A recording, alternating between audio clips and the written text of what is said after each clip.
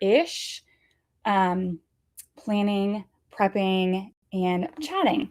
So I have the majority of our new products that we'll be releasing on Monday ready to go. And I'm basically just going to be prepping them and chatting. So if you guys have any questions, I'm here to answer them. Before I get started, I always kind of like to give you a rundown of some of my favorites, like homeschool prepping things. So the first thing that I like to use is my Scotch laminator. We've had this for years. It is super simple, but I absolutely love it. And then for binding, I use the ProClick binder. The reason I like this one is because the spines that come with it can open and close. Speaking of which, I did go ahead and punch everything because it's not super loud or annoying, but it does make a little bit of noise. And I didn't want you guys to have to listen to that the whole time we were chatting. So I went ahead and bound everything, and now I just need to close these things up. Mostly what I will be doing is cutting because I have 6 new Discovery decks to cut. And for cutting, I like I guess it's Fiskars. And you just like run this back and forth. We have 5 of these, 3 in this size, and then we have 2 in like the smaller scrapbook 8-inch size because we love them that much.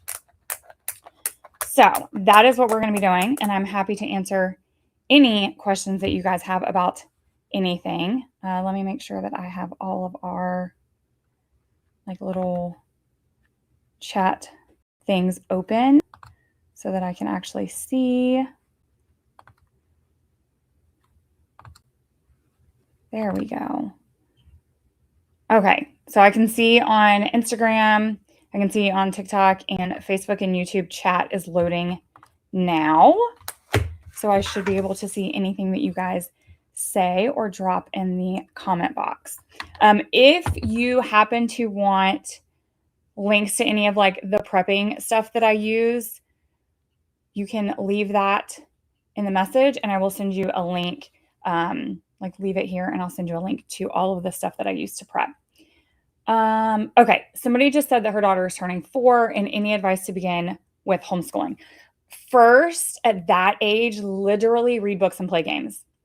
Like that would be my number one suggestion, would just be to read books together and play games together.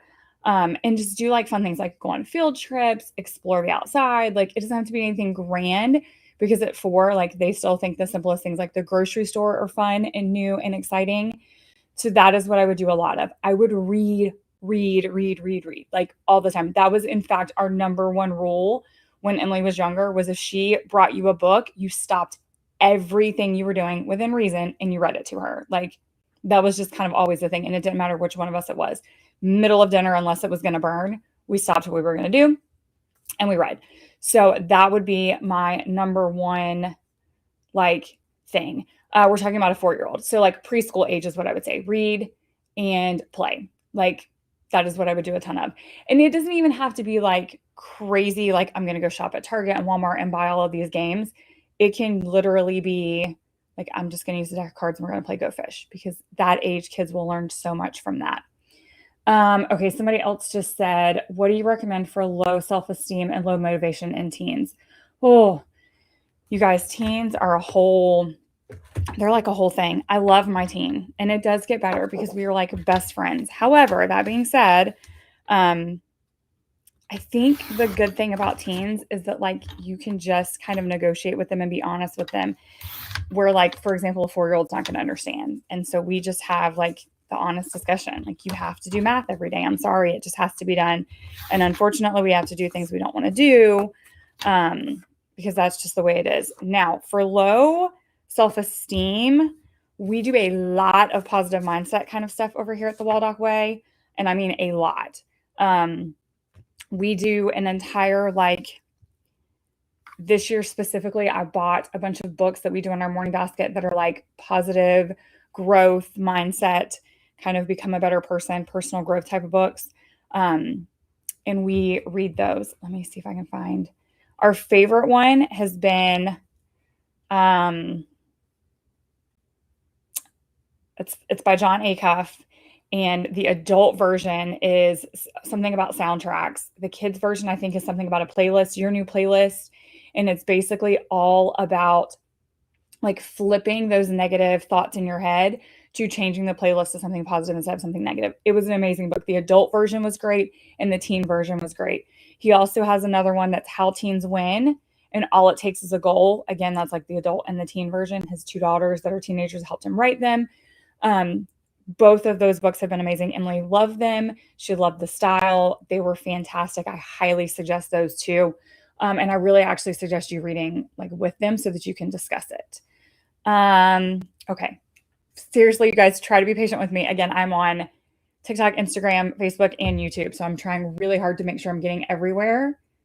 Let's see. You're using Traveling the World with your third grader. That is such a great age. We are actually going to be using Traveling the World 1 and 2 next year with my ninth grader. So that's one of the things I love about unit studies is that they work for third grade and ninth grade, and you can keep using them over and over and over. The self-esteem books. I don't think I can link in a live, but if you send me a message, I will be happy to send you the links to anything that you want. Like when we get off, just shoot me a message on Instagram, TikTok, YouTube, Facebook, whatever, and I will be happy to give you a link to anything that we talk about. All right, new for spring. Okay, this is what is new for spring. We have 6 new discovery decks. We have Ancient Rome, because you guys all told me that I was missing Rome because we had Ancient Greece, Ancient Egypt. We didn't have Rome. So we have Ancient Rome that is going to be joining the decks. We have How Things Work because we had How It Was Made and Interesting Inventions, and kids that love that want to know how things work, like the inner workings of things. So we added that one. Because March is Women's History Month, I thought it would be kind of a cool thing to add. So we have Fearless Females or Famous Females, Fearless, Famous, it all works. So just a bunch of really awesome females who've made history. We have movie making. So this is kind of going to be like behind the scenes, like how movies are made and some people who have made big contributions to the movie making world. Then we have the world of writing. So this is going to be like parts of writing, what like themes of writing are, and then like things like how is a book made, the publishing process, what does a publicist do? It's going to be really great. This is one that Emily requested because she is like all about writing. And then we have a guide to grammar. So this is punctuation, parts of speech, figurative language. Like it's just kind of a basic, like let's just kind of have like a grammar 101 quick type of thing. So those are the 6 new discovery decks. That is the main thing I'm actually going to be cutting out while we are chatting. I have all of them basically ready to go. I print my discovery decks on cardstock. I don't laminate mine because I only have one kid, but if I had multiple kids and we were still early in the homeschooling years, I would be laminating and then cutting them. We also have a new movie guide coming to the shop. It is Lights, Camera, Marvel. So it is 30 movies from the Marvel Cinematic Universe. And this is hands down, like, I know I always say new products are my favorite, but I'm so excited for this one because I really, really made it with our tweens and teens in mind. Like, because that's where I'm at right now. So each of the 30 movies has a mini lesson from like color grading to nonlinear storytelling to foreshadowing in film, visual effects, color palettes. Like we're going to talk about something for each of the movies. And then also, let me get there. Each of the movies is going to have some viewing tips. So we're going to have that mini lesson. Then we're going to have viewing tips for like when you watch the movie, these are the things you should be looking out for. There's going to be a theme spotlight because every one of the Marvel movies has a very like theme, right? Like, so duty and love often collide is the theme that I'm looking at for Thor, The Dark World. We're going to talk about that theme. So we're going to be like really heavy in the themes in these movies. There's going to be a fun fact. So the production used extensive location filming in Iceland to create those barren landscapes for this movie. And then there are movie discussion questions, like 5 to 6, where you can talk about the movies and the like how you found the different, for example, in this one, lighting for atmosphere, like how you found that, what you found from that. And then the thing I'm the most excited about, because I personally think those like deep conversations are the best part of homeschooling a tween or a teen, is we're going to have 2 think deeper questions for each one. So for Thor, The Dark World, one of those questions is when duty conflicts with love, How should decisions be made? Like, you guys, I'm so excited about these conversations. Let's see. One of the other ones for Black Panther is, what responsibilities do powerful nations have towards the global community? Like, seriously, the most excited about that, because homeschooling tweens and teens, the conversations are hands down the best thing. And I'm excited to see the rabbit trails that those conversations take us down. So, lights, camera, Marvel. And then the last thing that Emily has been begging me about for months is Norse heroes and myths. So this is probably, I believe, unless she throws me a curveball, the final installation of our Heroes and Myths series. We now have Greek heroes and myths that follow the Percy Jackson books. We have Egyptian heroes and myths that follow the Kane Chronicles. And Norse heroes and myths is going to follow the Magnus Chase books. So if you can't tell, we love Rick Riordan. And so basically each one of those follows a different one of his series, as well as the mythology treasury from National Geographic. So those are the required resources for Norse heroes and myths, the Magnus Chase books and the Norse mythology. And it is set up very, very similar to Greek and Egyptian's heroes and myths. I will be doing a look inside of all of these. That should come out Monday. That is when all of these products will be hitting the shop. The shop will be at 25% off everything. So the new products included. And we will have our mini units and our discovery decks buy 5, get 1 free, so that you can create whatever kind of bundle you might want to create. Okay, let's see if I missed any questions while I was chatting about our new products. Again, if we talk about anything that you specifically want a link to, just shoot me a message and I will be happy to do that. Do I partner with charters as a vendor? If you send me an email at to jessica@thewaldockway.com, I am happy to fill out whatever they need me to fill out.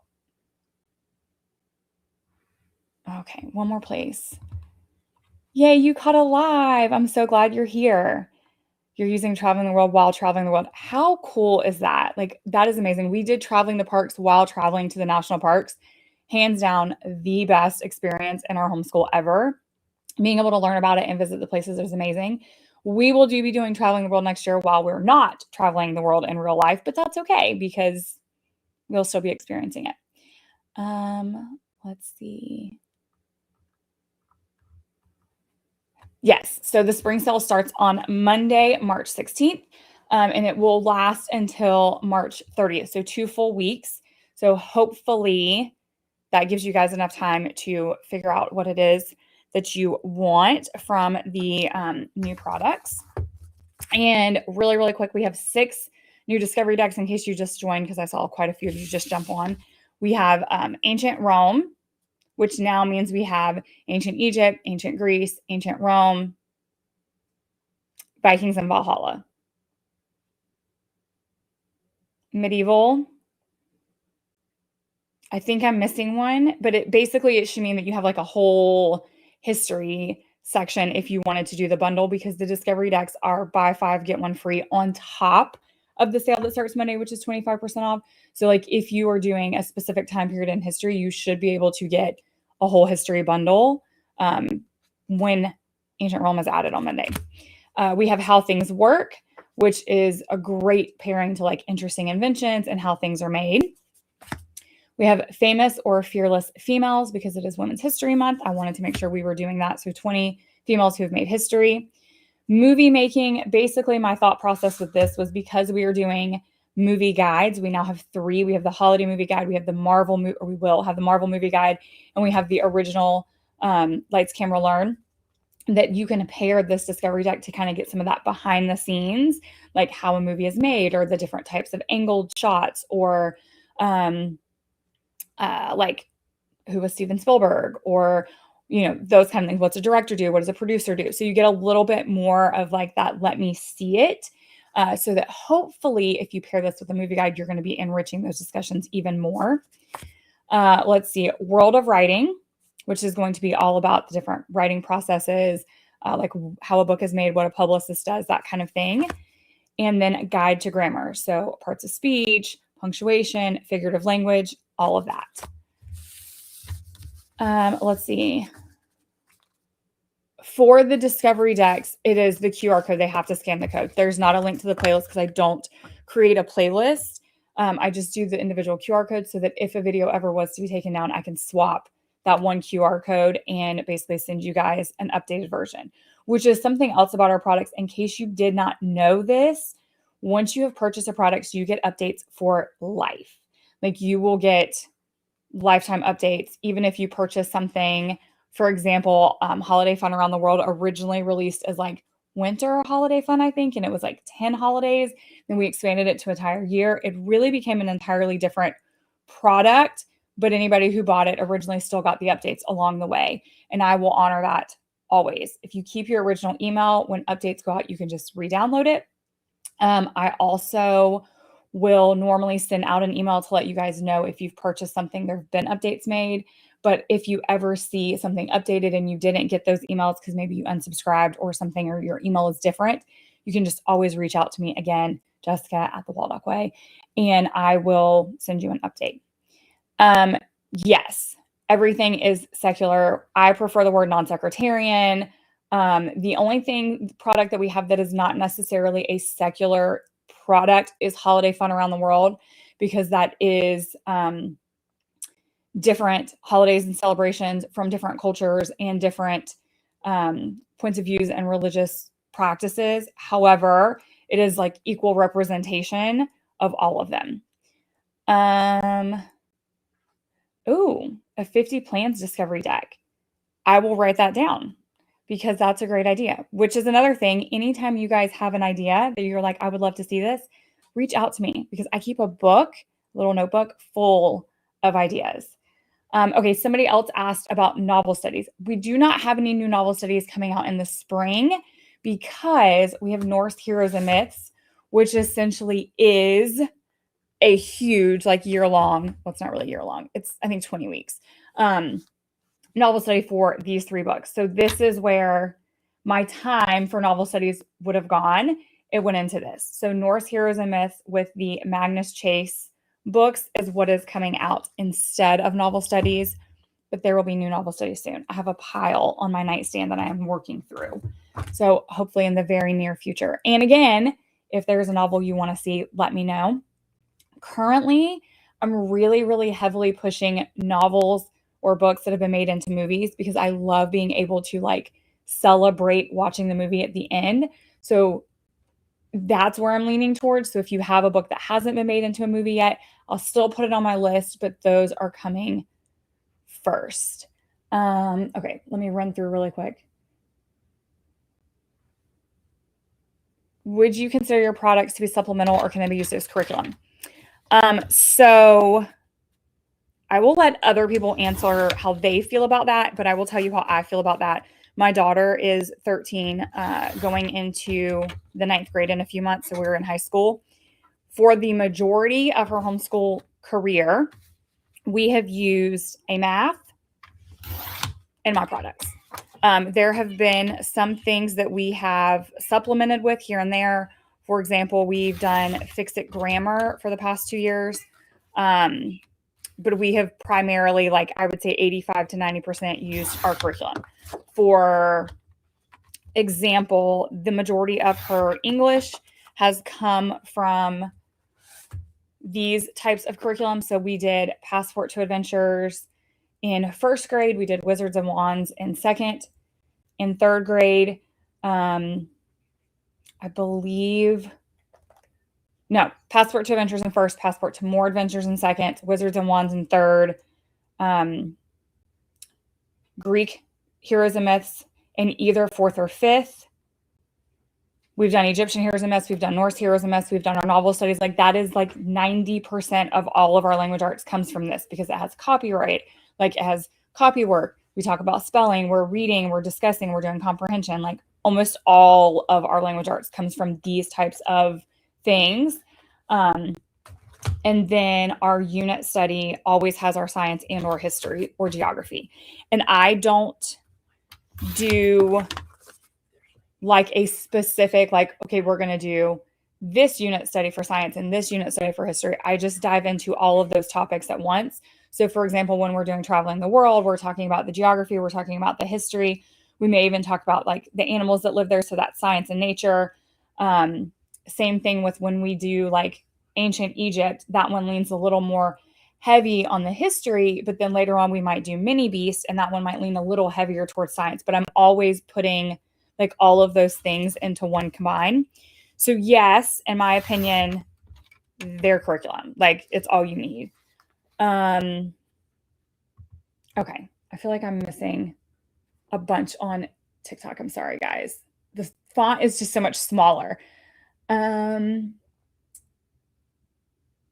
Your daughter is behind from public school and you think unit studies would be easier for her. Okay, first, there's no such thing as behind.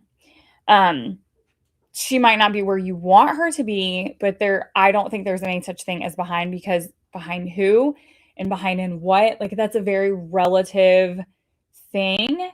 I don't believe that. Like we might be behind the plans I had for us. Like if I say, oh man, we're behind in math, I don't mean my daughter's not at grade level. What I mean is I wanted us to be here at this point in the year and we're not there. But grade level is like, it's so irrelevant. I mean, honestly, like in the grand scheme of things, it's completely irrelevant. You're going to end up somewhere in life in a room with adults where they're not all on the same level. Like in the real world, it is completely like, it baffles me because it doesn't matter. You're going to find people who are better at things and worse at things. And honestly, that's what makes the world a better place, because we need those people who are better at things to do those things. Anyway, so that's irrelevant. However, for my daughter, unit studies have been amazing because I can take a topic that she's already interested in or that she loves or she wants to learn more about, and I can weave other things into it. So for example, she loves mythology. Like mythology is her jam, which is why she can't wait to do Norse heroes and myths. Her excitement is about the Norse mythology part of this, right? I am also going to weave in reading, comprehension, writing, language skills, all of that. Plus, we're going to learn about the history. We're going to learn about some science, like all of that. I'm going to weave in to a topic that she already loves. It also makes it easier for her and I both because it means that we don't have as many transitions in our day. So unlike public school where it's like, okay, get your math book out. Okay, put your math book away. Okay, get your language arts book out. Okay, put your language arts book away. Okay, get your science book out. We don't do that. So we will have, typically, she'll do her math. She'll probably watch a Discovery Deck card because we have Vikings and Valhalla. So she'll probably watch that. And then we will read like from this book and we'll read from the mythology book. And for the most part, our day will be math and Vikings and Norse. Like everything will come back to that. So it doesn't feel as like strained or like we have as many transitions. And that works really, really well for us. Okay. You're basically doing a children's literature tour of the UK, visiting sites where Harry Potter was filmed and Beatrix Potter. Oh my gosh, that's like my dream. That's amazing. And you are reading and watching The Water Horse. Ooh, that's a good one. I'll have to add that to my list. Has Emily ever taken standardized tests? Has she started thinking about post-high school? Okay. Yes. Emily has taken standardized tests. Emily, so in the state of Florida, we have two choices. We can either do a standardized test or we can do a portfolio evaluation. Legally, I've always done the portfolio evaluation because I didn't want her to have to take a standardized test. However, two or three times, I can't remember off the top of my head, I have felt insecure as a homeschool parent. I believe it was, if I'm remembering correctly, and Kevin can correct me, I think it was second, fourth, and sixth grade. Does that sound about right, babe? Was it? Second, fourth, and sixth grade for standardized testing? Yeah. I think that was about second grade. I remember being like, oh my gosh, this is real now, and I don't know what I'm doing. Fourth grade, I remember being like, you know, because in state of Florida, when I went to school, they took the FCAT in fourth grade. And I was like, well, if they're doing it, she should do it. And then in sixth grade, it felt like, oh, it's middle school. Things are different. Okay. So that being said, she has taken a standardized test. She took the CAT, the California Achievement Test. And second grade, I don't remember, but her scores were like phenomenal in everything. Same thing in fourth grade. And by 6th grade, I literally remember like laughing at myself and kind of just being like, why am I doing this? I'm not going to do this again. Because she was already scoring like off, like out of high school almost. And so it just seemed kind of silly at that point. Like in 4th grade, I remember her vocabulary scored at a 9th and 10th grade level, like her vocabulary and her reading and her comprehension. And Kevin wasn't home full time with us yet. And so he asked me, he's like, what have you guys been doing for like reading and vocabulary? Like he was asking what curriculum we were using. And I laughed because we hadn't. Like I was like, this is what we'd use. Books, we read and we talk about it. Like vocabulary, we had never done any kind of vocabulary up to that point. The way we did it was I would read and I would say a word and she'd say, what does that mean? Or I would say, do you know what that word means? And we'd discuss it. I mean, that was it. That's all we ever did. This is the first year in 8th grade that we have used something for vocabulary. And it's just because we're doing an SAT like vocabulary thing with very, very little stress. So that is where we're at for standardized testing. Let's see. You needed my help and came at the right time. Your son is neurodivergent. So if your son is neurodivergent, then you probably want to lean into unit studies because I find neurodivergent kids, which we don't use labels, we say quirky in our house, but trust me, I'm raising one, tend to grab onto a topic and like they will eat it up until they're done and then they move on. That is how we got started with unit studies. I didn't even know that that's what they were called when I started them, but Emily was obsessed. Like even in preschool, she was obsessed with animals. And so we did the letters based off animals. Like A was alligator, and D were dinosaur, C was a cat, you know, that kind of thing, because that's what she was obsessed with. And so that's what worked for her. If I could make it relate to an animal. And that's how we've done ever since, because that's how her mind works. Jumping from topic to topic would stress her out. Transitions stress her out. If we can give her one topic and just dive as deep as she wants to go, history, science, language arts, basically everything but math, and we dive deep. Like it becomes our entire family identity for that time period. So for example, like for family movie nights or downtime, we will probably be watching documentaries about Vikings and Norse. We will all be reading the books together. We will be listening to podcasts about Norse. We'll be watching videos, but like our entire identity becomes it, because you have to remember that Kevin and I are also creating these unit studies. So for example, he's having to read and learn all about Norse to be able to do the coloring pages, and I'm having to read and learn about it. So like we already have a lot of this knowledge going in because we've done all of this. And so like it just becomes our entire identity for whatever time period. When she was younger, it was a month. Now it's typically about 3 months. The older that she gets, the longer her attention span, the more I see and find she wants to learn, the longer we tend to be like on a topic. So I think, and I'm not even saying it has to be our unit studies. I'm not trying to be like, our unit studies are the best for neurodivergent. Unit studies in general, topic-based learning, interest-based learning, in my opinion, from my experience, is hands down the best way for neurodivergent kids to learn, at least my neurodivergent kid. So wherever you find a unit study or a topic that he's interested in, dive in, like, or create your own if you have to. Okay, let's see what else.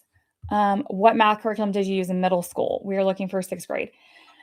Oh, our math journey has been a very, very interesting one, to say the least. In elementary school, we tried it all. Like we did every math curriculum there was.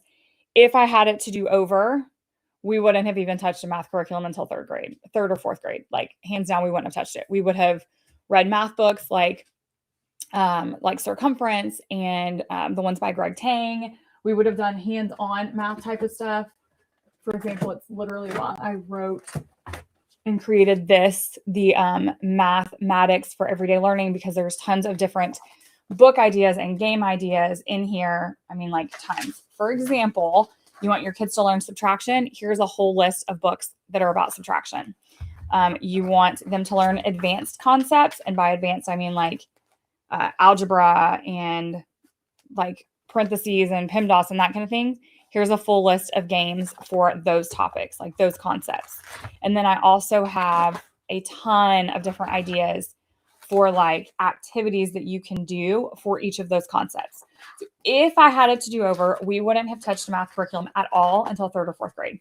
We would have just picked a topic like fractions, and we would have read the books, we would have played the games, and we would have done the hands-on activities from this, like for whatever that concept was. Also, playing cards and dice, like whatever, Go Fish, War, flip 2 cards up when you do War, add them together, multiply them if you need to do multiplication. Dice, like any dice game. Yahtzee was the one that Emily used for her math facts, but any of those work. And in 3rd or 4th grade, whenever they're ready, the one that worked the best for us after trying them all was teaching textbooks. We stayed with teaching textbooks for Math 3, Math 4, Math 5, and Math 6. It was a good transition for Emily. And then we transitioned from Math 6 to Denison pre-algebra. I knew she was going to need a little bit more than what teaching textbooks offered when she got to those higher years. And so we moved to that. She did Denison pre-algebra in 7th grade, and she's doing algebra 1 in 8th grade. That was not my plan. Math is not her strong suit. I honestly planned for her to take 7th and 8th grade for pre-algebra, which is why I started her in 7th grade on it.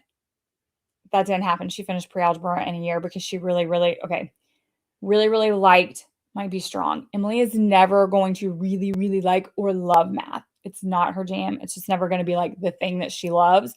But she, as far as math goes, she really likes Mr. Denison. So she kind of sped through pre-algebra. And then I was like, okay, well, we'll just go ahead and start algebra. Again, with the same intentions. If we finish it this year, great. If we don't, it's fine. Like, we kind of now have some flexibility because of her finishing it early.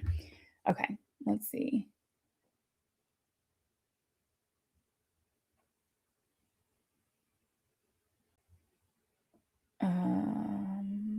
I swear I thought I missed a question on TikTok. That font is so tiny. If you know how to make the chat font bigger on TikTok, let me know so I can do that.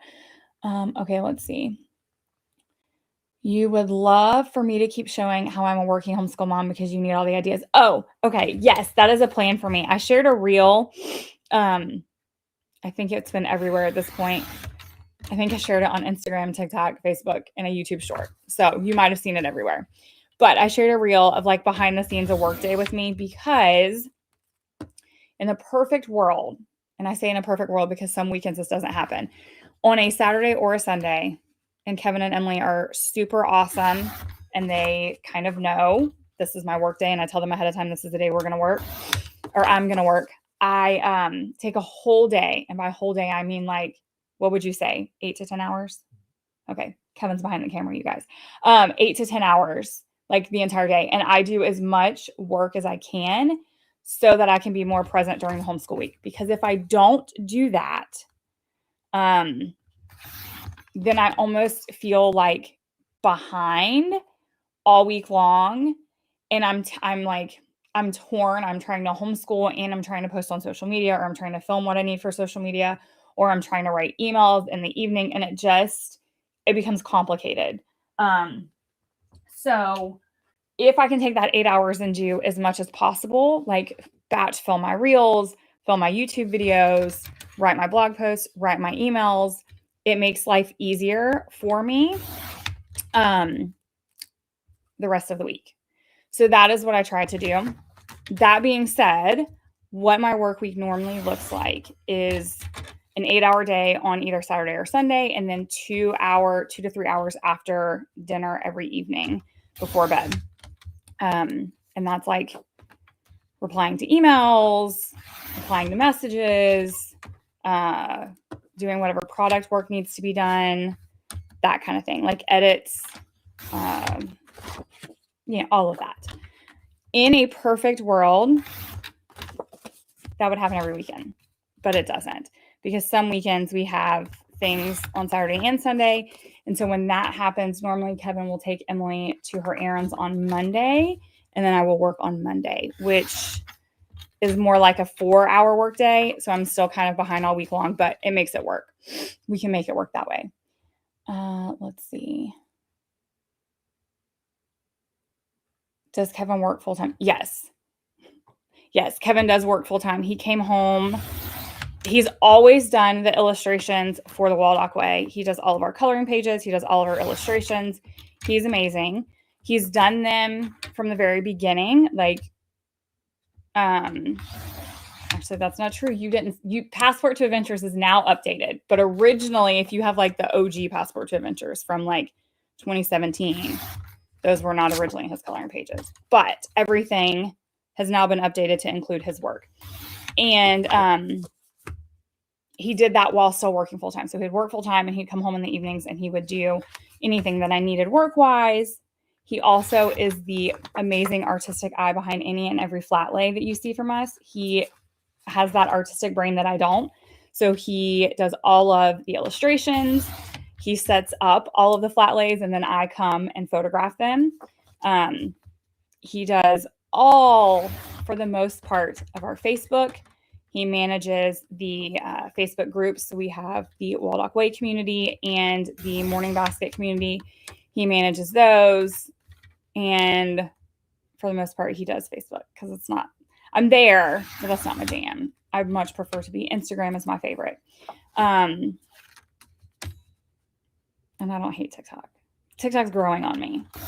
Anyway, so that is for the most part what he does. He came home in 2020 when we had the big COVID influx of homeschoolers, and he's been home full-time ever since. He does a lot. He homeschools Emily 1 day a week, and that is another day that I get a little bit of work done, a little bit of extra work, but it's always computer work that I do that day, which is why I prefer to have 1 day a week that I can batch film. Also, because sometimes I just don't like putting my face on, you guys. Like, hair and face sometimes is exhausting. So knowing that I only have to like camera ready 1 day a week is fantastic. Okay. Yes, our last name really is Waldock. That's been my last name since I married him 16 years ago. Let's see. Yes, we are a fantastic team. The two of us have been working together full time for 6 years now, and we are literally together 24/7. Like, I couldn't imagine not being with him all the time. Love it. We work together. We do life together. We're a fantastic team. Let's see. Is your unit study separate from your morning basket? Yes and no. So when Emily was younger, our morning baskets were always themed. How do I put this? It's really not. So normally that's the topic that we're learning about in general. Like if you go back to where our baskets were themed. So for example, like when we did like a bug theme basket, we would have been doing our mini unit on Mini Beast, right? Our unit study on Mini Beast. The difference in what went in our morning basket versus what happened during our unit study time was literally, did it require writing? So if it required her to write, it happened at the table. If it didn't, it happened during our basket time. That's kind of like was always the deciding factor. Now that she's a little bit older, our basket time looks a little bit different. So we do, what do we do during basket time? We do a few things that are like daily. We have like a positive thinking book for teens that has daily affirmations in it. We have an animal a day that we do, 5 science facts a day, history on this day. We read from a personal growth book. Her SAT vocabulary is in our morning basket. Well, just our basket now because it doesn't happen in the morning anymore, you guys. Manners for teens, and then our personal growth book, and then our read aloud time. Our read aloud time is whatever time we have left. Like if we have an hour left, that's the time we'll spend reading it. And then that is where our unit study books go. So for example, right now, currently, we're still reading The Hobbit during that time. When we start, which will probably be next week, these books will become our read aloud, our Norse heroes and myths. So we will read from these and this during that time. So It is kind of different, but some of our unit study stuff does go in our morning basket time. I hope that makes sense. Let's see.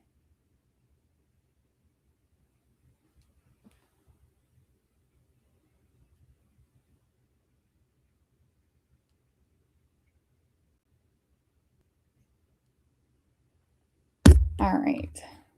Sorry, I just touched the microphone. I didn't mean to make that noise. You found your morning basket would take up so much time that you would be fatigued from everything else.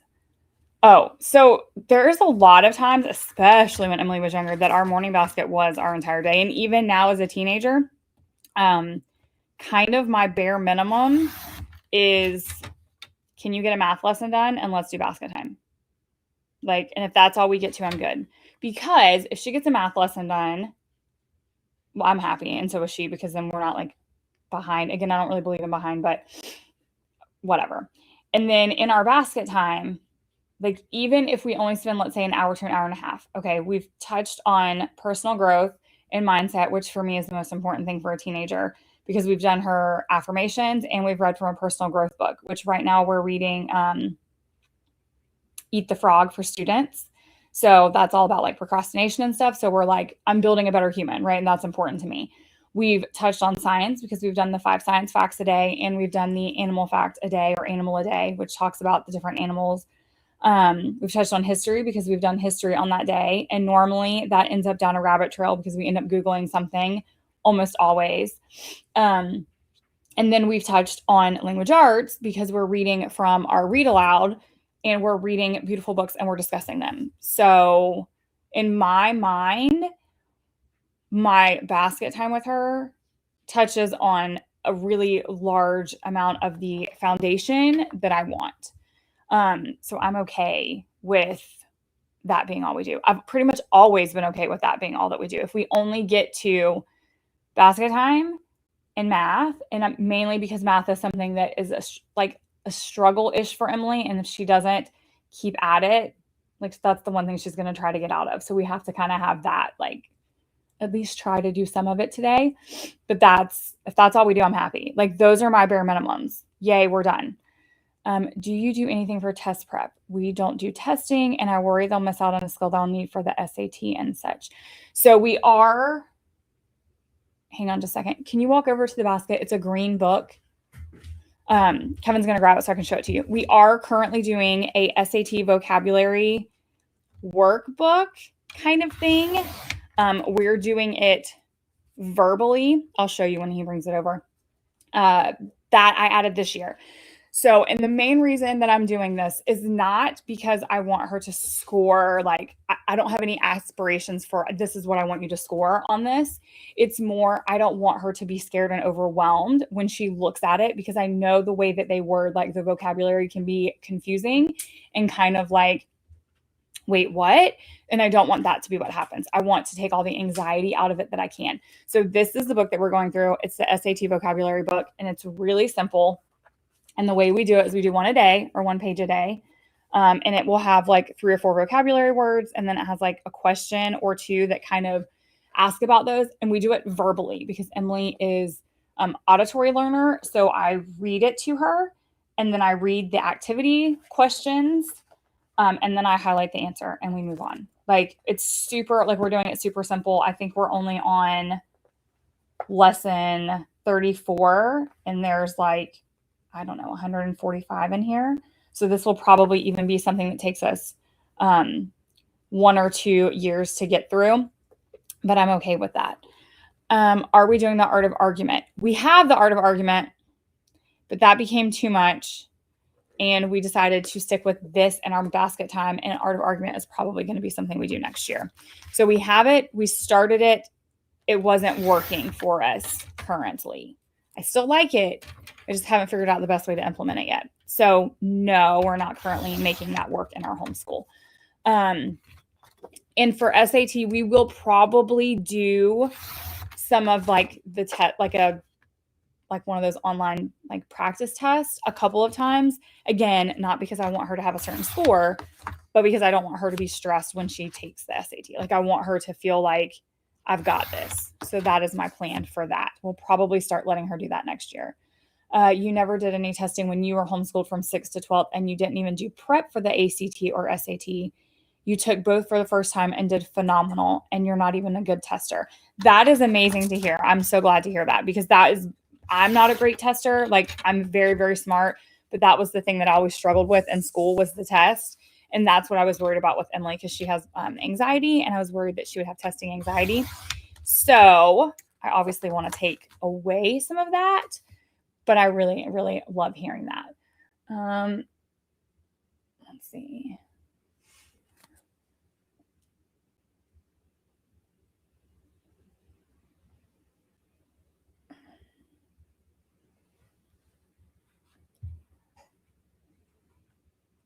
Will she do the PSAT? That can be good for scholarships. I'm not sure. I'm going to let her do a PSAT, ACT, and SAT practice, and let her pick which one she wants to take, or take all of them. That will be her choice, because it's her future. So I want her to make sure that she has a say in it, and she's taking the one that she feels the most comfortable with. For that, you overthink your answers. Yeah, so do I, and so does she. I've been trying to train her to go with her gut instinct as much as possible when I can, because 9 times out of 10, if she gets something incorrect, it's because she overthought it and went back and got it, and like overthought it. Okay, for those of you who are just joining us, I am prepping our new products for the spring sale, which will start on Monday, March 16th, and it will be for 2 weeks. That will go from the 16th through the 30th. We have 6 new discovery decks that will be hitting the shop. We have Ancient Rome. I just finished cutting all of those out. So we have Ancient Rome. We have How Things Work. Just finished that one too. And I'm now working on Famous Females. And then Movie Making. World of Writing. And Guide to Grammar. So those will be the 6 new discovery decks that will be hitting the shop. Our discovery decks and our mini units will all be buy 5, get 1 free, so that you can create a bundle that works best for your kids and your homeschool. We also have a new movie guide that will be hitting the shop, Lights, Camera, Marvel. It includes 30 Marvel movies from the Marvel cinematic universe. I've listed them in chronological order. You can choose to watch them in any order that you want, or that works best for your family if you disagree with the chronological order that I've listed them in. Each movie has a mini lesson, as well as one of the things I'm super excited about, which is think deeper questions. Like, there's the regular discussion questions and viewing tips that our other movie guides have, but I had tweens and teens specifically in mind when I created this. So there are think deeper questions, because I know, for example, those conversations with tweens and teens are where it's at. So one of the think deeper questions for, let me just randomly pick one here, Doctor Strange, is how does pride limit growth in academic or professional life? And one of the think deeper questions for Avengers Age of Ultron is how does fear influence decisions made by powerful leaders today? Just to kind of give you an example. So I cannot wait for these discussion questions with Emily. And then the last thing will be Norse Heroes and Myths, which should be the last installment of our Heroes and Myths series. We now have Greek and Egyptian, all based on a different Rick Riordan series. Greek is based off of Percy Jackson. Egypt is based off of Kane Chronicles, and Norse will be based off of Magnus Chase. So all of those will be hitting the shop on Monday the 16th, so just in a few days, and the entire shop will be 25% off, including those. And then, like I said, our Who Was Mini Units, What Was Mini Units, Where Was Mini Units, and Discovery Decks will all be buy 5, get 1 free, so that you can create whatever kind of bundle that you want for your kids. Like, if your kid's really interested in history, you can create a history bundle for them, or a science bundle for them, or an animal bundle, whatever you find is best for them. And while I am cutting, because I still have like 3 or 4, 4 discovery decks plus all of the games for Norse. So while I'm cutting, I'm happy to answer any questions that you have about anything homeschooling wise. let's see, where are you taking the SAT practice? I think I saw that like you can literally go to the website, but I think I saw Khan Academy had some practice tests, but I also found like practice booklets, like you can buy almost like a workbook. So I'm not sure whether we'll do it in writing or online. You can just search like SAT practice test or ACT or PSAT, whatever it is you want your kid to take. And there are like tons of different options for that. You can also take it multiple times. So, I mean, she may even just go take it in person and then take it again if she wants to. Again, that's something that I will let her decide when we get there. I do know, because somebody did ask what her plans were for after high school, I know that she wants to go to college. That is as far as she has gotten, as she knows she wants to go to college. It annoys her a little bit that people expect her to have her whole life figured out. So she keeps telling me she doesn't know what she wants to do as far as like a career. She has a few ideas bouncing around in her head, but she's not ready to be like, this is what I want to do with the rest of my life.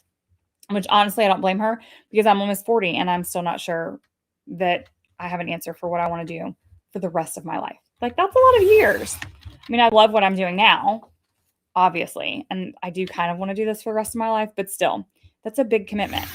So right now she's just like, I'll go to college and figure it out on a day-by-day basis. So that's where we're at.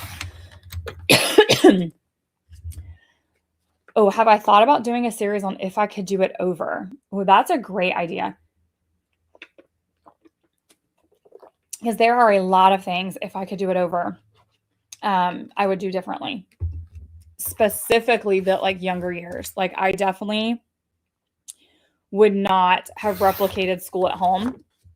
I don't know how long a lot of you guys have been here, but when we first started homeschooling, first, I didn't know I was homeschooling. Let me just say that. Like, we homeschooled for preschool, but what we were doing was not, like, I didn't set out with the intention to homeschool. We live like 30 to 45 minutes from civilization. Emily is my rainbow baby. She was a preemie. Her birthday like is within 3 weeks of our age cutoff here in the state of Florida. I basically talked Kevin into letting me keep her home for preschool because she was young, like she would have been the youngest and the smallest. And I didn't want to have to drive like 45 minutes for her to go to preschool for 2 or 3 hours. Like, it seemed silly. So I talked Kevin into letting me keep her home for preschool because I was like, it's ABCs and 1, 2, 3s. I can do it. And I literally created, like, we have a homeschool room, a downstairs room. It's an addition onto our house. And I quite literally created preschool at home. I mean, I could have brought on 4 to 5 other preschoolers and you would have just thought I had a preschool daycare. Like, it was completely school at home because I didn't know any different. And so that's what I did for that first year. Mainly, I think probably just because I was trying to prove something to myself that I could do it. I definitely would not have done that because that was kind of a waste of our time and money. And then we ended up with like this giant Cat in the Hat vinyl on the wall because I was like, oh, we'll do a Dr. Seuss preschool room. And it like peeled the drywall off when we finally took it off. So step number 1, don't create school at home. You're going to regret it physically, financially, probably emotionally too. Anyway, so that would be the first thing I didn't do. Let's see, what else would I not do? I would not put a pencil in Emily's hand probably until she was 6. I'm going to guess 6 sounds like a good number. I pushed really hard for like writing, and I think that probably backfired on me. She loves to write now, but only because I took a huge step back and like quit pushing handwriting and physical writing. And I did a lot of like scribing for her. She'd tell me the stories and I would do the writing for her because that is the thing she disliked the most, was the actual act of writing things out. If I had it to do over, I would have just done the fun things like the shaving cream on the table or like writing in the salt or the sand. And I wouldn't have given her a pencil at all. Like anything that needed to be written, I would have wrote for her and waited until she was probably 6 or 7 at least before I even asked to put a pencil in her hand. She could have colored or drawn or whatever, but I wouldn't have required it at all. Math, we would have done nothing but read math books, play math games, and done like hands-on real world math until at least 3rd grade, possibly even 4th. I really think that would have changed the way she feels about math a ton, like, and her confidence when it comes to math. So that's definitely one I would have done. I would have had a lot more grace with myself because, like, once you know, they always say hindsight is 20/20, and it definitely is. Like, I'm sitting here now thinking about all these things that I remember, like, stressing about, like, to the point of, like, not sleeping at night and, like, worrying to death. And now I'm like, that was so trivial. Like, I would say it's almost equivalent to, like, potty training your kid. Like, Emily was late to potty training, or whatever, by society standards, I guess. And I remember stressing about it. And then somebody was like, why are you worried about it? Like, she's not going to go to college still wearing a diaper. And obviously she's not. And then she ended up potty training herself. Same thing when it became time to learn to read. I was stressing like, oh my gosh, I'm not going to be able to teach her how to read. Guess what? I didn't. When she was finally ready, I mean, I gave her the skills, but in the end, she ended up teaching herself how to read. Like, everything that I stressed so hard about, fractions, long division, I mean, all of it, like, she just did it when she was ready, and it was fine. Like, none of it was that big of a deal. Also, I would have bought so much less. Like, anytime I stress, at least years ago, my go-to was always math is a problem. We need a new curriculum. She didn't know how to spell a word. Oh my gosh, I'm failing and we need a spelling curriculum. We didn't need any of those things. 9 times out of 10, I would stress. I would buy something new. It would cause more stress in our homeschool. And then I would end up giving it away or throwing it away. Because it wasn't the solution ever. It was never the solution. In fact, I cannot think of one time when I was stressed about something and a purchase of anything made it better. Like, I honestly can't think of one time that ever happened in the history of our homeschool. Ever. Let's see. Your twins were preemie and are the same way with their birthday cutoff. Yeah. Emily was 6.5 weeks premature, I think. 6. She was baby. She was like 4 pounds, 1 ounce. And so she was just like small and young because the cutoff is like within 3 weeks of her birthday. In fact, it would have been within days of her due date, I think. No. If she had been born at her due date, she would have been the next year automatically. So I was like, I hemmed around about it a lot. And again, the same thing if you have preemies, you know, we worried about all of that when they were preemies, and homeschooling is no different. You're like, oh my gosh, they're going to be small. They're going to have all these problems. And then like in a few years, like you can look at Emily now and there's no sign that she's a preemie. Like, she has no residual anything. She's not small for her age. She's not, and homeschooling is the same way. Like, anything that you're stressed about in the end, like years from now, you're going to be like, that was so silly. Let's see. Writing is a huge source of stress for your daughter too, but yet she writes stories prolifically using talk to text. So Emily doesn't use talk to text, but she does not like she writes books, like stories. Like, she's currently writing a book, a novel. I'm not sure what we're going to call it, but it's a Google Docs on size 12 font. And she told us 96 pages is what she's at as of last night.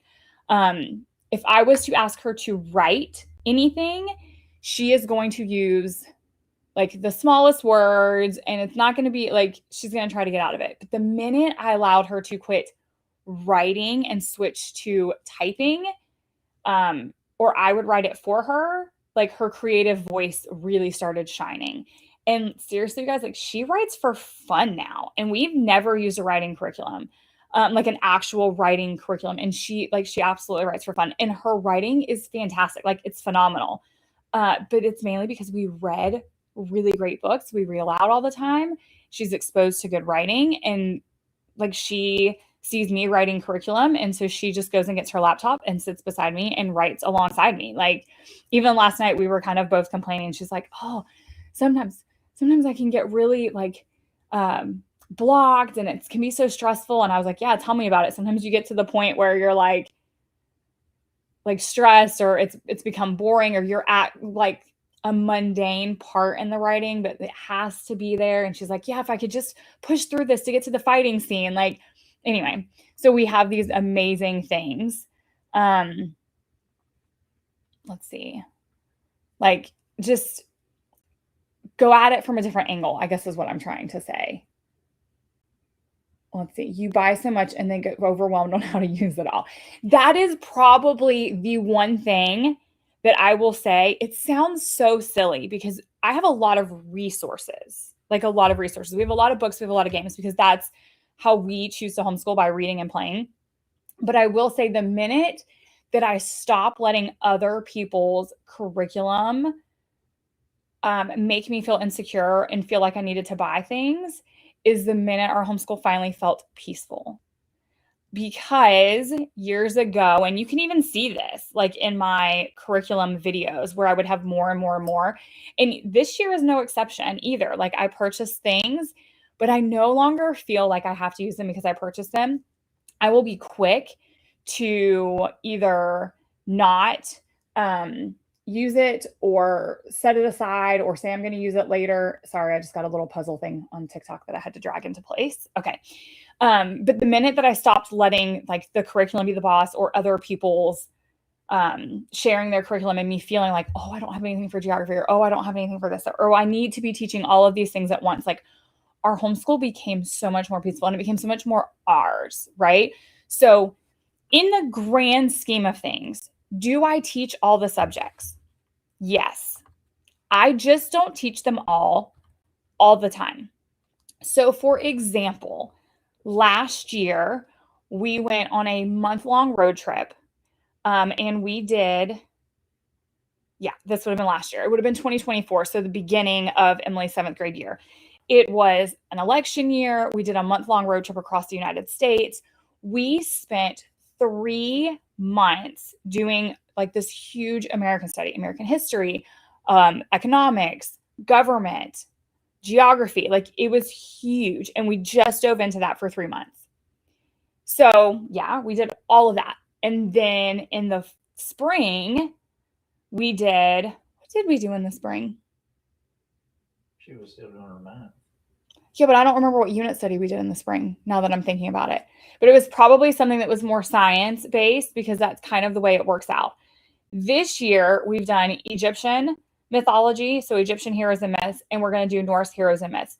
Both of those are huge into like the history. So then, we did Florida. Yeah. Fascinating Florida, which was really big into like our local nature. So that was nature and science. And like that is kind of how our homeschool has almost always worked. Once I let go of like, oh, we have to do geography, oh, we have to do history, oh, we have to do science. And I just started like letting our homeschool be natural. It seems like normally in the fall, first of all, we're getting so much more done in the fall and in the winter because that's like we start out really, really strong and then like we slowly fade off into the spring. But it's because the weather is nicer and we want to be outside more. We want to be going more. We want to be doing more. And also in the fall, we tend to do like more history. And I don't know why, that's just the way it works for us. So it's more like history focused. In the spring, it's more science focused. In the summer, we do a lot of reading because in Florida, it rains like in the afternoon every day. So we get a lot of reading done in the summer, like a ton of summer reading. And eventually I've just like, okay, this is the way it works. So like, I'm okay if we don't get to science in the fall, because I know in the spring and the summer, we're probably going to hit a ton of it. Or if we don't get a ton of, history in the spring, that's okay. Because when the fall rolls back around, like I know that this is our natural flow and I know that this is going to be how it works. So I'm okay with us just doing like math and a unit study, because I know in our unit study, we'll eventually touch on geography and history and science, and we'll do some art to go along with it. And Emily listens to music 12 hours a day if I would let her anyway. So I'm not normally worried about music, and her and Kevin have a very, very eclectic taste in music and listen to just about anything. In fact, their favorite thing to do is go to like record stores. He just bought her a 45 and an track Yeah. and all these things. So like music is not something I'm worried about. That's their thing. She does guitar practice and lessons once a week. So that's not where I'm great at, but it's where they are. So music is not something that I have to worry about. But I know that we'll get art in, we'll get geography in, we'll get science in, we'll get history in. We're going to do a ton of reading on that topic. So I'm not worried about reading.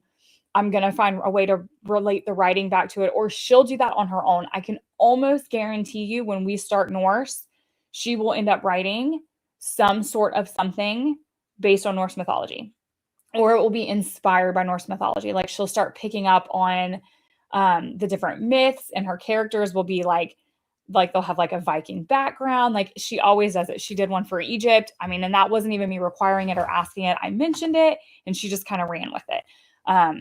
It was actually a really, really cool story. So I don't let that stress me out anymore. And that's probably the one thing that I did the most is I would stress out. I'd have all of this stuff and all of these resources.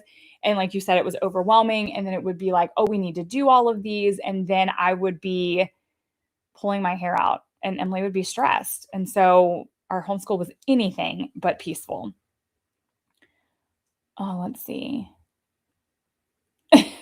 You really enjoy reading the curriculum. So I'm going to go ahead and say this. You enjoy reading the curriculum. So part of it you buy just for reading the curriculum. This is something that I learned about myself. I love planning. I mean, like I love the tabs and the highlighters and the pens and the buttery paper, and I love it. I mean, like I absolutely love it. But the version of me that loves the plans and the color coding and the scheduling is not the same version of me who follows the plans. So that being said, there are times when I plan the perfect homeschool day or life or whatever in general. Or for example, a journal. I have set up the most beautiful journal for 2026. Ask me the last time I journaled in it. It hasn't been recent. I don't think I've touched it at all in a month. But what I've learned to accept is that it is okay for one of my hobbies to be making the plan and not necessarily following the plan. So if you enjoy buying curriculum and researching curriculum and reading the curriculum and owning it and hoarding it, that's okay. That can be your hobby. That's your homeschool mom hobby, being a curriculum researcher and hoarder. Yay. But that doesn't also mean that you have to use it. Like it's okay to love the curriculum and want to own it and want to read it and want to explore it. But then you have to find a way to do that and let yourself off guilt-free for not using it. Like the way I look at it is the amount of money and time I invest in planning is the same amount of money and time somebody would invest in a hobby. Maybe their hobby is cross-stitching. Maybe your hobby is buying and reading curriculum, and that's okay. But that doesn't mean that you have to use it all or force it on your kids, right? Like there's a way to be okay with both, I guess is what I'm trying to say. Okay. You dream of a big cross-country road trip and teaching American history and geography. It is, I will say that it's amazing. Like if you have the opportunity, and even Emily said, being able to like read about the Alamo, learn about the Alamo, and then stand, she absolutely loved it. Like she stood there and she was like, Mom, think about the amazing things that happen here. Like, so if you get the opportunity, absolutely do it. I'm all for that being something that you do in your homeschool. Okay, let's see. Any advice for middle school? Your oldest is in 5th grade and you don't know why middle school feels like a jump. Okay, actually, my advice for middle school is going to be so different than probably what anybody else is going to give you. Middle school is absolutely 110% not about academics at all. Like at all. You can take probably at least 6th and 7th grade completely off and be fine. What middle school is about is hormones, transitions, feelings, emotions. Like, I don't know how else to explain it, but just go ahead and set yourself, like in your mind, at least 6th and 7th grade, two of those years, because for girls and boys, and it may be different. So somewhere in the 6th, 7th, and 8th grade, at least 2 of those years, just you're not even going to do academics. And if you do get to any academics, it's just a bonus. That time period is so much more about transitions, emotions, hormones and changes mentally, physically, emotionally, like so much. And anything that you do attempt to do academically, you're probably going to have to do it again anyway. And I say this because I don't know if you guys remember anything like pregnancy brain. You remember how like your brain was like not there, you weren't 100%, and like it kind of felt like you had Swiss cheese or mashed potatoes up there, whatever you want to call it. That is what your middle schooler is going to be having going on as the hormones shift. And so anything that you are teaching, you're probably going to have to teach it over and over and over. So I'm not saying like don't do academics or don't teach it. I'm just saying like be easy on yourself and on them in the middle school years. I don't know why. I remember going and thinking the same thing, like, oh, this isn't elementary school anymore.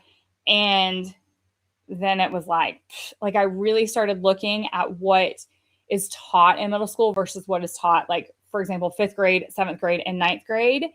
And realistically, like, it's kind of the same things, right? Like you just want to read a little higher or, you know, a little more, whatever, but just spend the middle school years mainly focusing on mindset, self-esteem, emotion, emotional intelligence, like helping them through those transitions. You want to start slowly leading them to be about, you know, a little more independent. Like, I feel like that's what middle school is about. And that's why I'm like, if we get math done, yay, that's a bonus. And if we get our basket time done, yay, that's a bonus. But mainly our basket time, the reason I want that to happen is because that's where like our positive thinking for teens and our manners for teens and our personal growth and development books are. And those are the things that are important to me. Like, oh, and hygiene. Kevin's behind me, like, in hygiene. Because yeah, like these things are important, right? And so like we spend all day long having those chats. Like I would say the conversations, hands down, are the most important thing for tweens and teens. And conversations in the car are where it's at.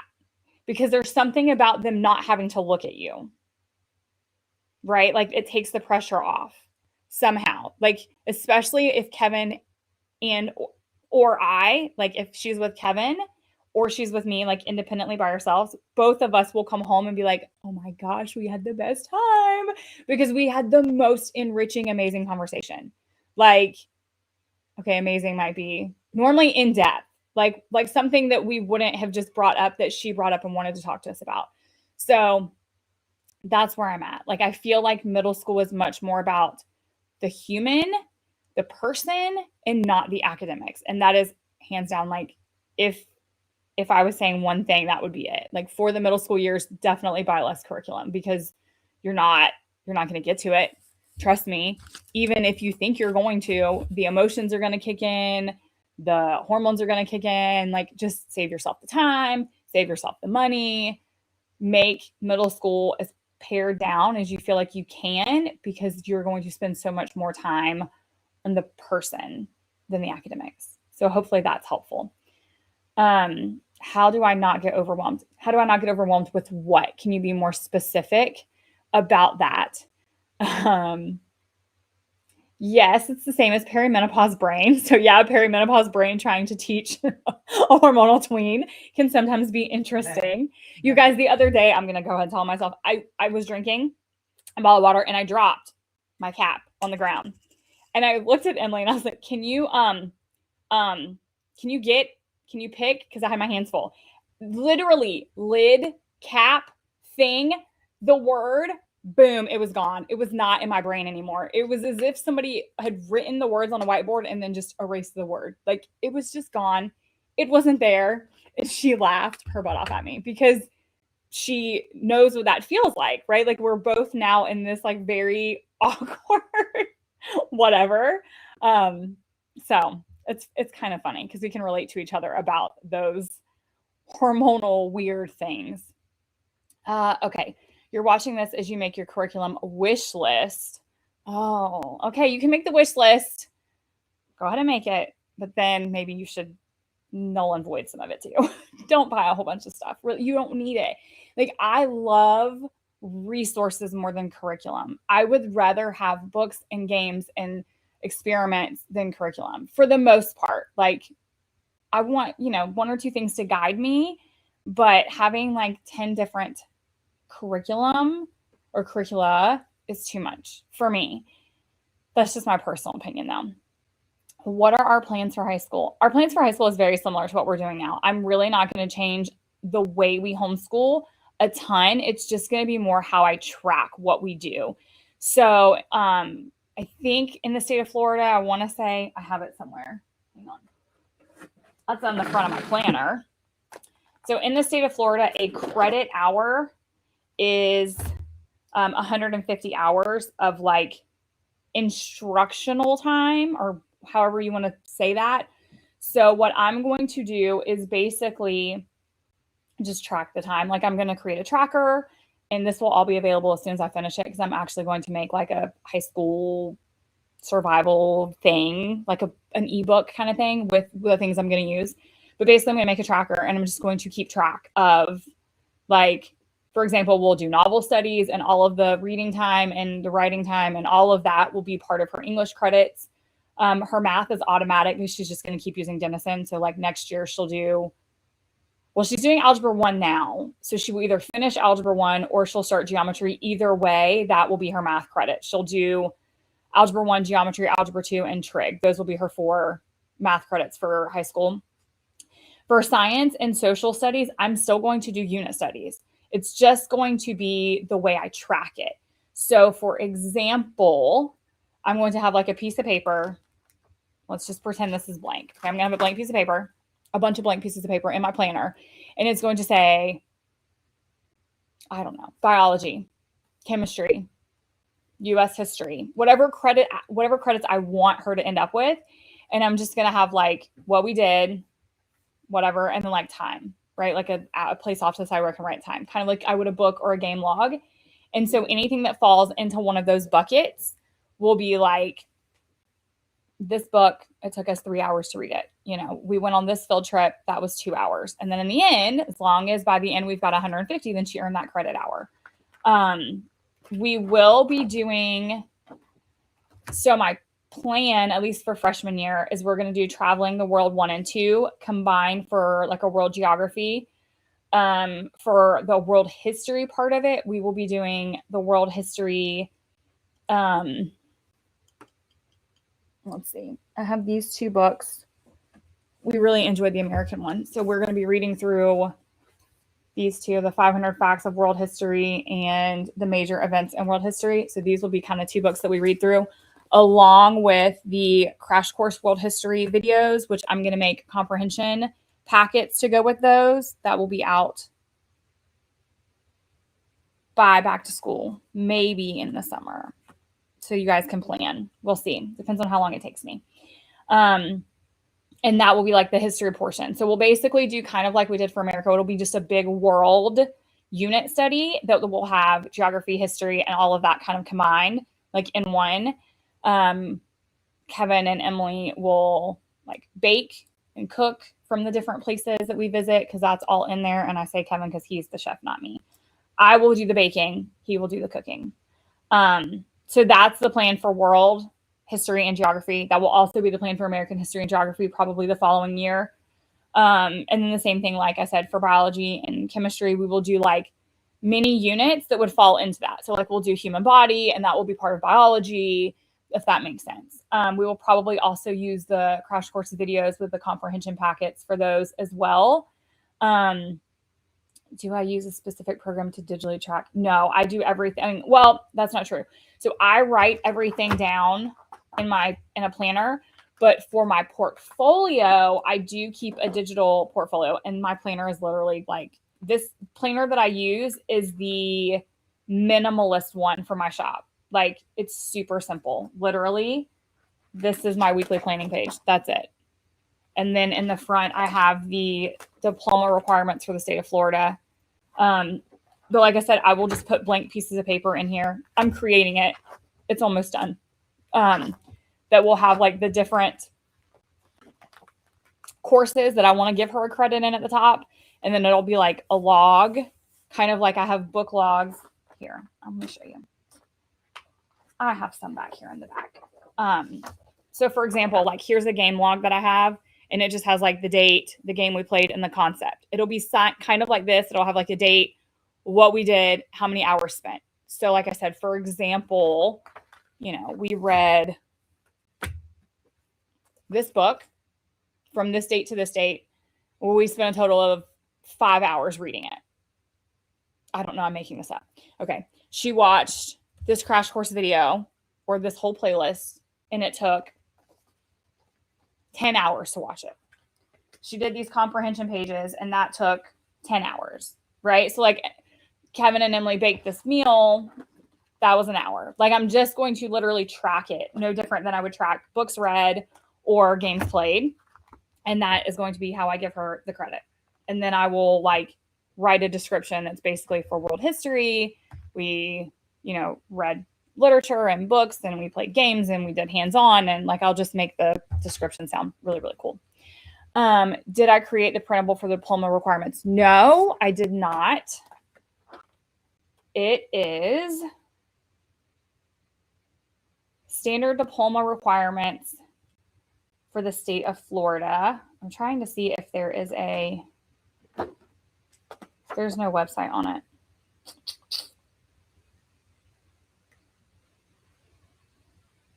But it's the 24 credit standard diploma is what I got, which is basically the requirements are 4 English credits, 4 maths, 1 of which must be algebra 1 and 1 of which must be geometry. 3 science credits, 1 of which must be biology 1, 2 must be equally rigorous, and 1 has to have a lab. 3 social studies, world history, U.S. history, half a credit for U.S. government, half a credit for economics, a fine arts credit, which I have a plan for that, a physical education credit, 8 electives, and 1 online course. That's what the state of Florida for like our high school. But again, that you don't have to do that. I just printed that so I would have like an example to go by. Okay, let me go back up here real quick. You love crash course. So it is, I think it's going to be the regular world history because there's like world history 1 and 2. My plan is to do a comprehension packet for world history 1 and 2, U.S. history, biology, chemistry, physics, and anything else that Emily's interested in. Those are the ones that I have on my list currently, or those 6. Yes, it's the Florida DOE website. Yes, that's where I found it. That's exactly where I found it. And I think you can just print it as a PDF. You need Kevin to call your husband and tell him that homeschooling is rad. Okay, so I'm going to tell a story on him real quick. Or do you want to come tell your story? I'm going to tell the story. Kevin has not always felt that way. Well, he was never against homeschooling. Kevin has always been like, okay, you can do whatever you want. However, the first 2 to 3 years, I would say, the first 2 to 3 years, Kevin would come home from work every day and he would be like, what did you guys do today? And that wasn't like a, tell me what you did today. It was more like a, let me see the piece of papers you guys completed today. His voice is way better than that, but just pretend. He wanted to see proof because him and I both grew up in the public school system. That's all we both knew. And he like needed to see proof of learning, right? Because that's what he knew. So he expected pieces of paper, which is why I feel like I probably put a pen in Emily's pencil, whatever, in Emily's hand a little early, not just because of him. It was both of us. Like we both only knew what we knew. And if I had it to do over, it definitely wouldn't have been that way. But it took him a year or 2 before he finally was like, okay, I guess I don't need as much proof. Yeah, like Christmas and Yahtzee. Because, like, for example, Emily's first grade year over the Christmas break, we played Yahtzee, and that's how she learned her math facts. And that was, like, the first step in the right direction for him. But preschool, kindergarten, like, he would come home and he would, like, want to see letters traced or a color, like something. He needed proof. He needed tangible something to see that we did something. Not that he thought we were doing nothing all day long, but he just needed tangible proof. Like he was scared that somebody was going to come knocking on the door and arrest him for not teaching his daughter, whatever. School system, IRS, two biggest fears of his. So that was where he started. It took him at least a good 2 years before he even kind of like slightly relaxed a little bit. But it really wasn't until he came home full time, which, like I said, that was in 2020. So that would have been third or fourth grade for Emily, I believe. But it wasn't until he was here full time and saw like the proof in the pudding, and he could see it on a daily basis, that he finally was like, I don't care if there's ever, like, I don't know that he would still be as like relaxed if he wasn't here seeing it day in and day out, right? Because like if he came home now and was like, I need to see proof, some days there's literally none. You guys, some days I don't have any. Actually, a lot of days I don't have any, like I don't have anything to show. I don't have any pieces of paper that like she's filled out. Unless she does a math lesson, there are days that we just do our basket time and we end up down like this rabbit trail because we've read about the history today, and we end up watching a video on YouTube, or we go look up a book, or, you know, but I mean, there are days that we don't have any pieces of paper. So it would have been difficult, but he's here day in and day out. He overhears the conversations that we're having or the books that we're reading, or, you know, he can see it. So it's different, just so you guys know. Like, he's always been supportive, but his opinion being here in it day in and day out is different than it would have been when he was working full time and only coming home and getting to like see an hour or two after effects. I hope that makes sense. Okay, let's see.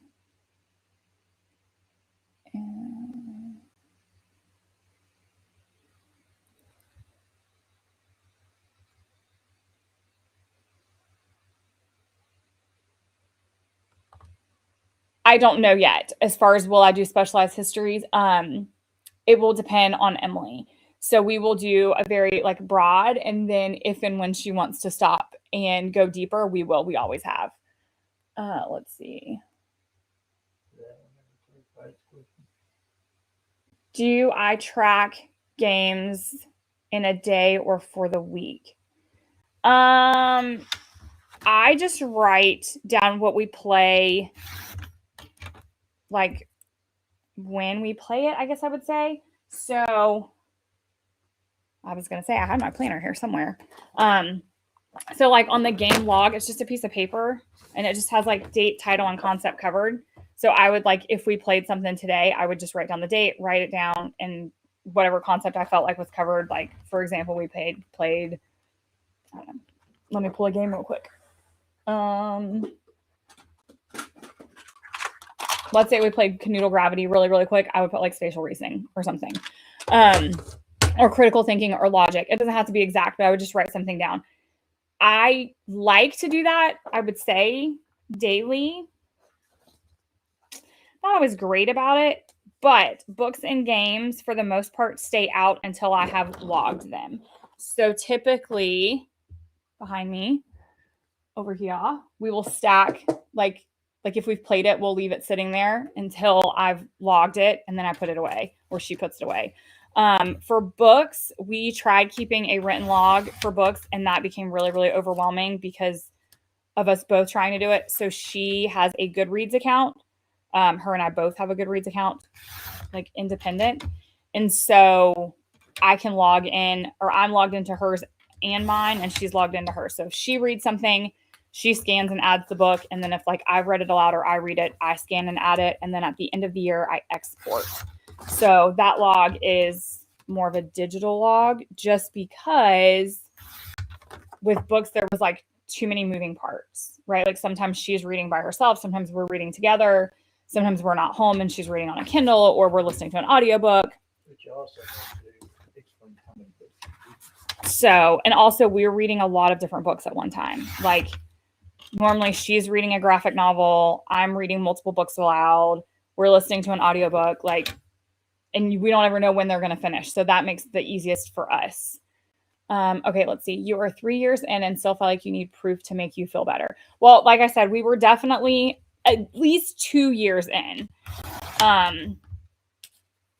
before he felt like he didn't need as much proof. But that's also one of the reasons why I started tracking the books that we've read and the games that we played. Not because we have to. Like, I could just take a picture and call it a day. Like, for portfolio purposes, they don't need like a detailed list of what we played. What we read, yeah, they kind of do, but like what we played, they don't. But that's one of the reasons why I started doing that, so that I would still have something to look at on those days that I didn't have the proof, right? So it's similar to if somebody was to reverse plan or plan from behind or whatever you want to call it. Instead of having proof or a stack of papers, write down what you did in your planner. And I mean, it can be literally, we had the best conversation about mold because maybe you found something that was moldy in your fridge, right? And we went down a whole mold. We watched a video. We read this book. We all these, I don't know, whatever your kids did. But yes, the feeling like I need proof, Kevin is reminding me, is literally why I did. That was me. That was me needing the reassurance when I did the standardized testing for Emily. It wasn't because Emily needed it. It wasn't because my state required it, because I was already doing the portfolio evaluation. So legally I didn't have to do it, but I needed to know that I wasn't failing. So he needed to see papers every day. I needed to know I wasn't failing my daughter. And eventually, I'm not going to say like perfect every time, because you're going to have your days and your moments, but eventually you just become more at peace and you give yourself more grace, and you just like it. But it's just one of those things that takes time. Like, it's not something that's going to happen overnight. Like you said, 3 years, I'm getting ready to go into my 10th. Like, well, actually, if we count preschool, kindergarten, first, second, third, fourth, fifth, sixth, seventh, eighth. So I've been doing this 10 years if we counted preschool, which count it, don't count it, whatever. But I mean, we've been homeschooling actively since preschool. So it's 10 years. I mean, it's taken me, I would say, probably at least 8 of those 10 before I was like at peace and I've got this. And don't get me wrong. I called my best friend freaking out about high school about 6 months ago, because it's new, it's strange, it's something I haven't done before yet. And she's like, yeah. She's like, it doesn't change anything. You just have to track differently. And when she said that, my mind started going to like, oh yeah, I just have to keep track in a different way because it's now credits. Okay, no problem. Like, you've got this. Sometimes it just takes time to realize that you've got this.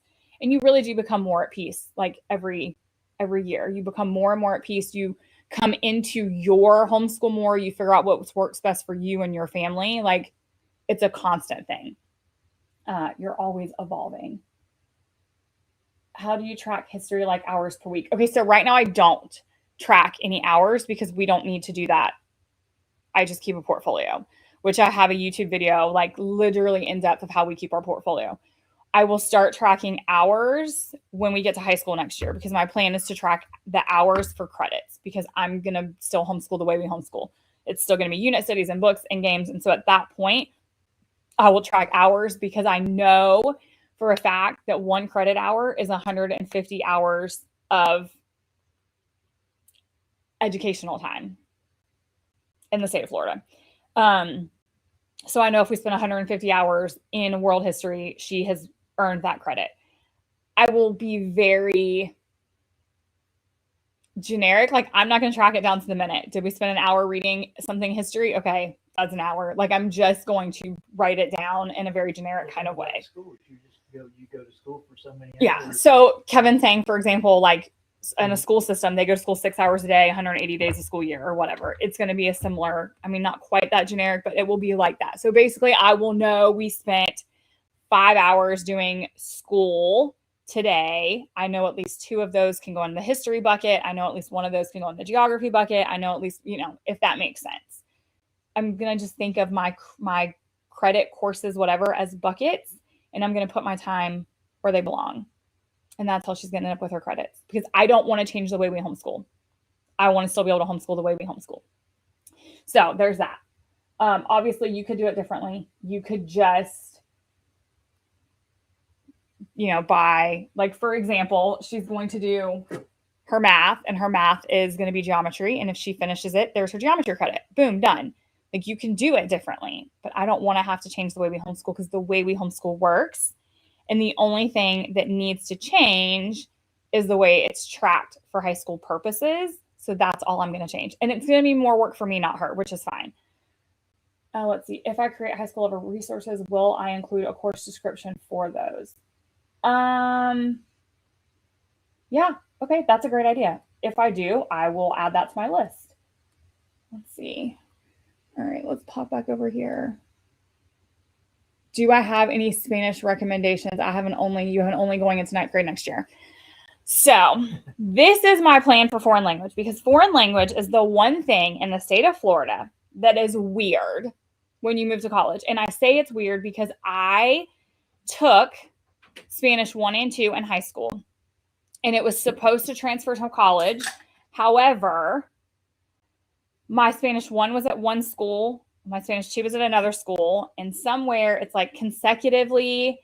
And because they weren't at the same school, consecutive came up anyway, it was a whole thing. The state of Florida can be a pain in the behind when it comes to foreign language. So my plan for foreign language is for Emily to dual enroll, because if she takes her foreign language at the college, then they can't argue, because it was a high school foreign language done at the college. They can't argue with that. So that is my plan. And I will probably wait until her junior and senior year to do that. And I will let her pick. Right now, she's leaning between American Sign Language and Spanish. She can do whichever one she wants. But I think it will be a good way, even if she doesn't dual enroll anything else, if she chooses not to dual enroll at all anywhere else, my plan is for her to dual enroll for foreign language, just so we cut through that red tape. And she'll probably just do that online. So that's my plan there. Okay, I'm going to stay on about 10 more minutes. So if you guys have any other questions, I will try to answer them.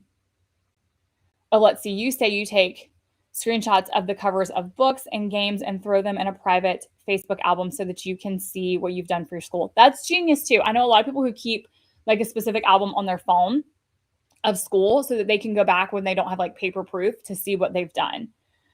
Do you have any school-related bucket list items to do before Emily graduates? I actually haven't really thought about that.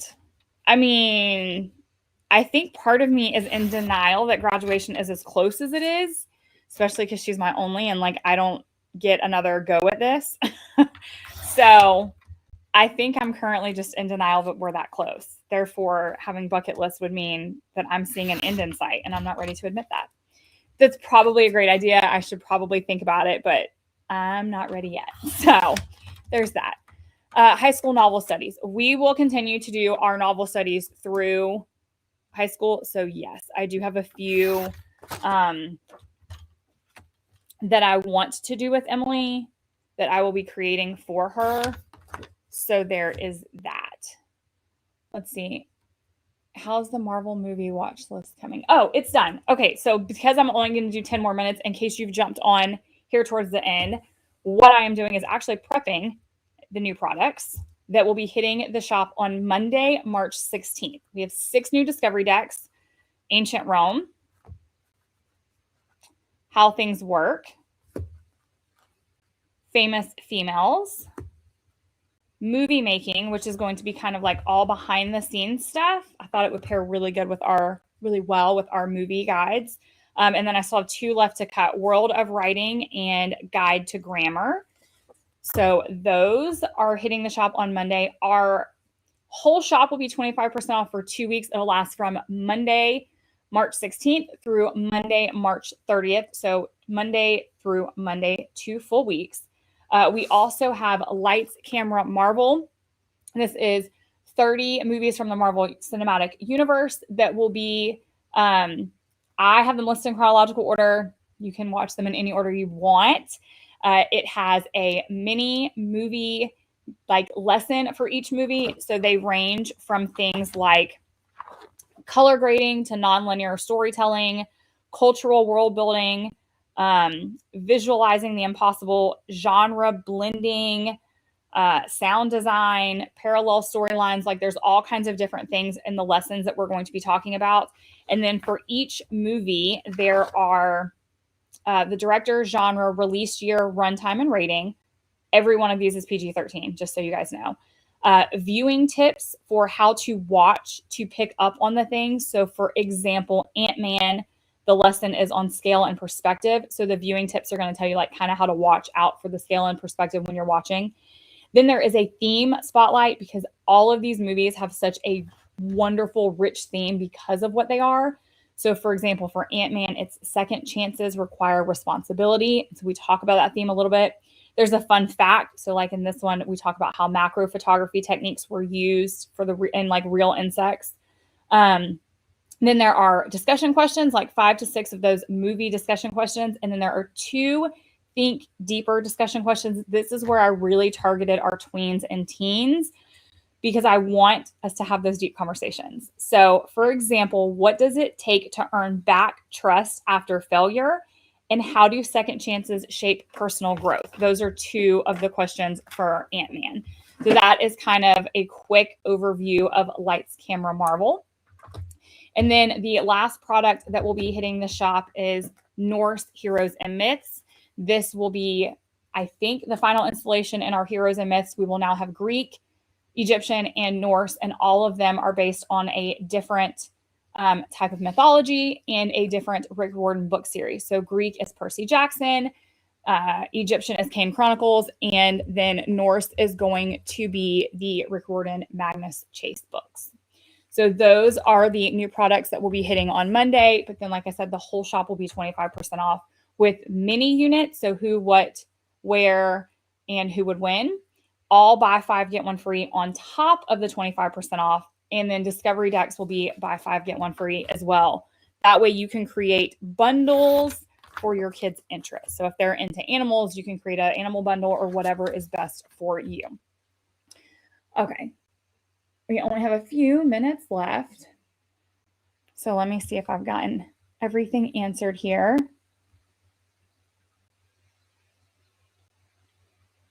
Let's see. You are just doing math, language arts, cursive, and world schooling the rest.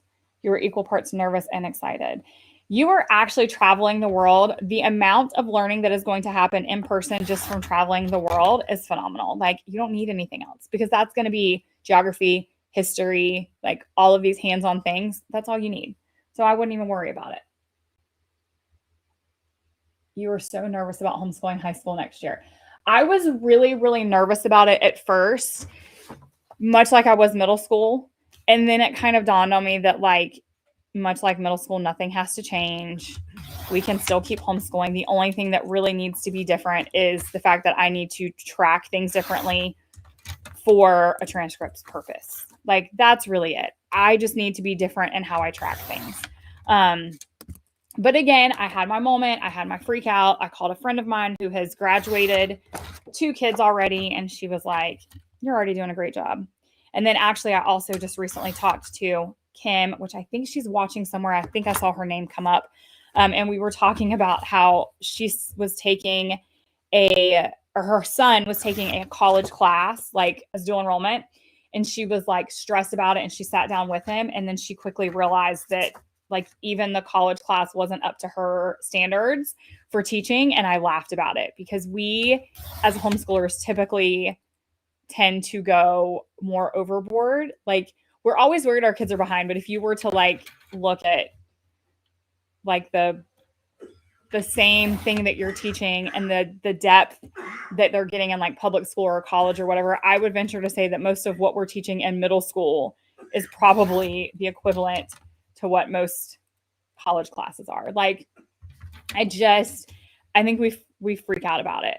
And we put way too much pressure on ourselves. So there's that. That's my 2 cents about high school. Let's see. Will I create a science that does labs for high school?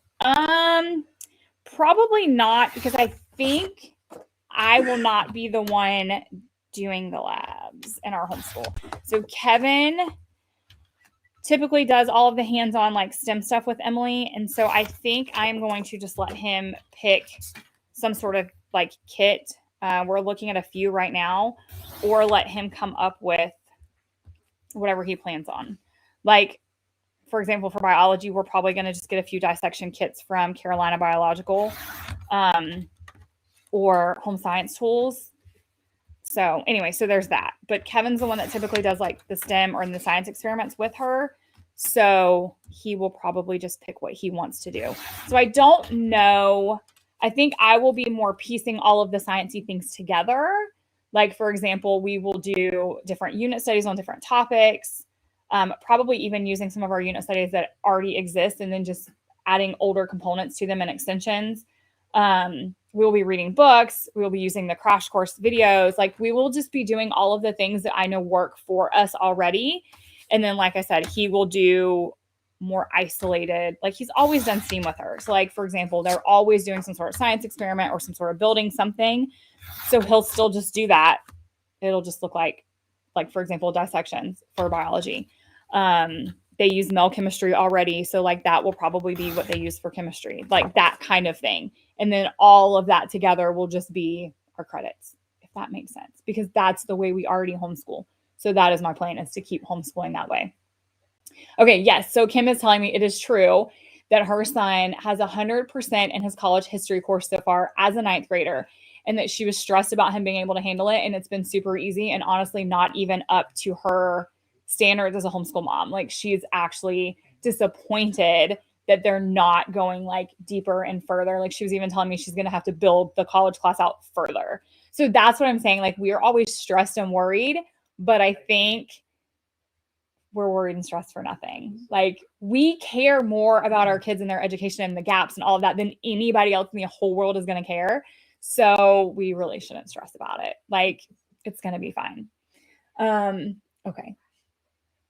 Let's see. Anything else before I pop off? Because I really, really love chatting with you guys, but somehow I come on always thinking I'm going to get way more prep done than I do get done. And I have to finish cutting. I have one more deck, the movie tickets for Marvel, the games for Norse. And then once I get this all cut, I have to film the look-insides for the YouTube videos. And I have to have those look-insides to go in the shop for the products. So all of those things are contingent. Like, I have to cut everything now. Then I have to film the look-insides. The look-insides have to be up to be able to get on the shop page for the product to be live. So all of these things have to happen this weekend so that the products will be in the shop for you guys on Monday. Let's see. What age or grade did you say the North myths are for? Okay, you know your kids best. I say that unit studies are for kids ages 8 to 16 typically. That being said, mythology is a unique topic. And I'm going to let you be the one who decides that. Mythology in general can be like out there, you know. For example, I've done mythology with Emily since she was 10 because she's pretty mature and can handle it. Not all kids, you know, can or would like to. You know, for example, when we did Egyptian mythology, you literally have like a god of death. You know, that's not something that every kid can handle. So you know your child best. But with that being said, we kind of try to design the most of our unit studies for like 8 to 16-year-olds, where you can, you know, scale it back or do a little more and work for everybody. Somebody else just said you were a college professor. So yeah, you agree. Education has become transactional. I agree with that too. And that's why I say I think we're stressing about high school when in reality, what a college is going to ask to see is going to be a transcript. That transcript is literally going to say World History 1, US History 1. Like, they're not going to ask to see anything else. And in the state of Florida, what I still have to do through the high school years is an evaluation of my portfolio. My portfolio doesn't need to change. Like, nothing really needs to change. I'm just doing what I'm doing as far as tracking hours so that if they were to ever ask, how did she end up with a credit in world history? I can be like, because we read these books, we played these games, we cooked these foods, we did these things, like we visited these places, whatever. Like, here's what we did.